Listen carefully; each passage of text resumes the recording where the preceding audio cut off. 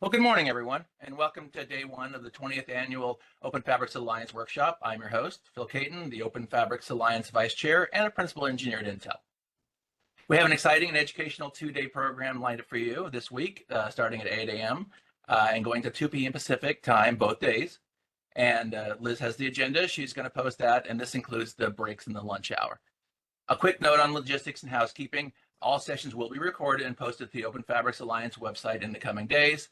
If you have questions for the presenters, you may submit them either via the chat function during their talk, or at the end during the Q&A session, you can unmute yourself and give your questions verbally. We like a lively discussion, so that's great. Speakers, please remember to unmute yourselves at the beginning of your talk and watch the clock, as each session is 30 minutes long, which includes a Q&A session. We'll open the Q&A roughly 5 minutes before the session ends. And during the Q&A, I really do encourage you to ask questions of our presenters. These are great discussions, and I really like to have feedback and people ask questions. The workshop, of course, is open to anyone who's interested in joining over the course of the week.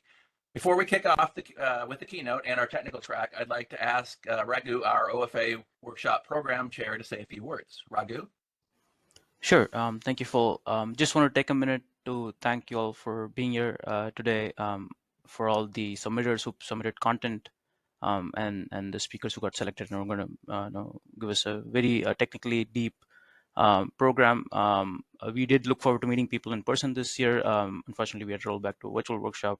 So I appreciate people being understanding of that. And lastly, I want to thank our technical program committee.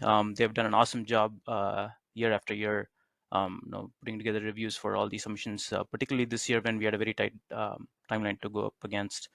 We had reviews from folks from Red Hat, Argonne, Intel, Cornellus, AWS, NVIDIA, IBM, Llano, Riken, and Ohio State. So there was a pretty broad panel of people looking at these submissions.